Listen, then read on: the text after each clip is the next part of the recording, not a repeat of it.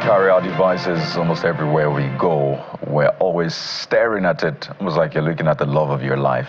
But how do we ensure that while we're staring at our devices, the health of our eye is also secure? We're joined by Mr. Akim Bitoye, a tech advisor. Good morning, Mr. Bitoye. Everybody's staring at one device or the other right now. You are staring at your device. I'm staring at mine. But it has an impact on the eye. So how do we balance this, use of technology with ensuring that we also keep our eyes healthy? Okay, thank you for having me. Let's just go back a little bit. The baby boomers got addicted to the screen in their 70s, in their 80s. The millennials in their teenage years, you understand? But the Gen Zs and the Gen Alphas are addicted to the screen from the time they could crawl. So the more time we spend staring at these tiny little screens, the more strain it has on our eyes as time progresses. So just a few things to do to at least get health back, especially as regards to our eyes. The doctor spoke earlier about well-being. So the well-being of our eyes, which really is the gateway to our lives, is also very important. You should note that the average person, on the average, use their mobile devices or their screens for over 2 hours daily. So 2 hours, your eyes are focused on this tiny little screen, and you can't, because the content there are so engaging. But of course, a few things in there are very harmful. One of them is blue light. You'd notice if you use your phone or your mobile devices in bed, you don't fall asleep as quickly as you would without the device. That's because the blue light really sends signals to your brain to keep it awake, right? So this blue light just is a fraction of what the sun emits, because you don't see anybody falling asleep when they are out in the sun.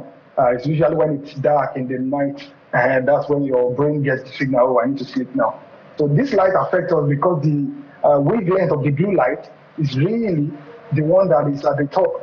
So it prevents you from sleeping. So what are the things you need to do? Most times when you focus on the screen, you don't blink as much when you are looking at your screen. And that is very, very important. When we blink our eyes get moisture, and that's what it needs to stay healthy. But when you are looking at a tiny little screen, and because you are scrolling, you don't scroll, you keep scrolling, you don't blink as much as you would. Ideally, you blink about 20 times per minute when you are walking on the road. You blink. You don't even realize you are blinking because it's autonomous. But when you are looking at the screen, it drops down to about 5 times a minute. So your eyes become dry, and that's something that causes strain. Over time, you just notice that, my eye is paining me. Why? Because you've not been blinking a lot looking at the screen. So there's this 20-20-20 rule that every 20 minutes, you should look 20 feet away. If you're looking at the screen, your laptop, your phone, your tablet, for about 20 minutes, you should take a break, look at something 20 feet away for 20 seconds. What it does is it exercises your lenses, because when you are looking at that little screen, your lenses are in just one position. But when you're walking on the road, your eyes dart from one object to the other, and that's really what your eyeballs need. That's what your lenses need to exercise. Okay? Yeah. These are just tiny shifts we can make in our lifestyle that can make us healthy.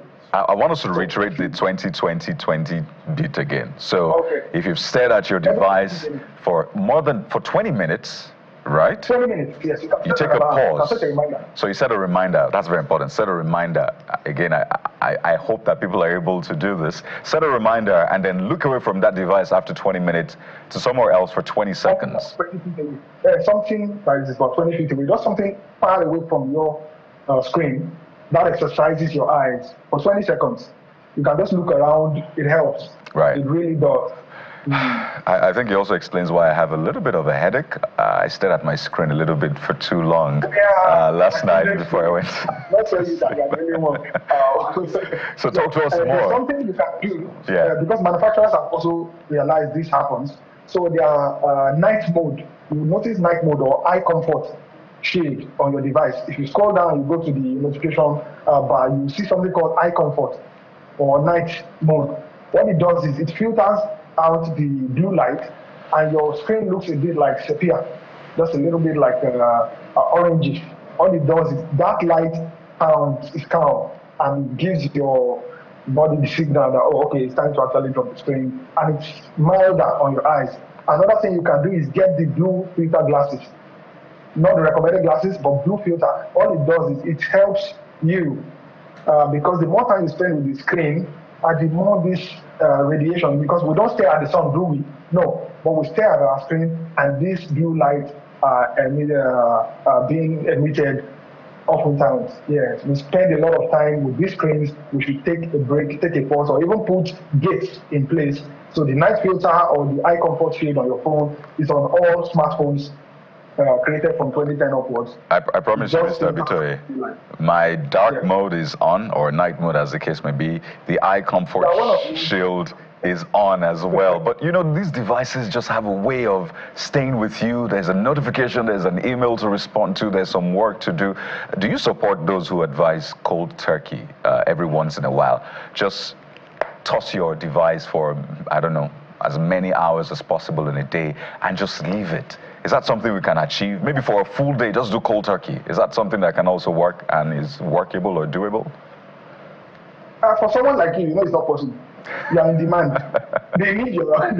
However, if you think back to when we were in primary or secondary school, nobody had phones. But you know you still, somebody got in touch with you when they wanted to reach out to you. So going cold turkey may not be the answer, but limiting the time. You have DND mode on your phones now that ensures that for a certain period, no notifications, no alarm, nothing sounds. But we need the time to actually go out and touch grass. Let me use that analogy. Please, if you give your children unfettered access to mobile devices, you are doing them more harm than good.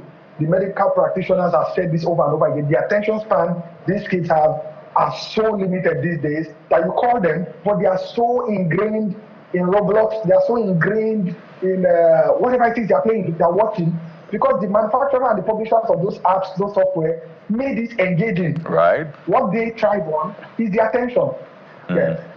That's a very fantastic point, really. And when you think about it, these children are exposed at a very early age. Some under 1, you see the parents have put a device in front of them just to keep them occupied so they don't cry, so they can do their own work. So it's important to pay attention to these things. We have to thank you so much, Mr. Akimbitoye, for reminding us what really matters. Yes, your devices might be the love of your life, but you need to pay attention to your eyes as well. Mr. Akimbitoye, TMB Tech Advisor, thank you so much for your time on the show. Have a great day. Have a wonderful day. And there you have it. We hope that you pay attention to these things. But we'll take a quick break now, and I will just ask that you fasten your seatbelt, because when we return, we'll take it to the skies. Stay with us.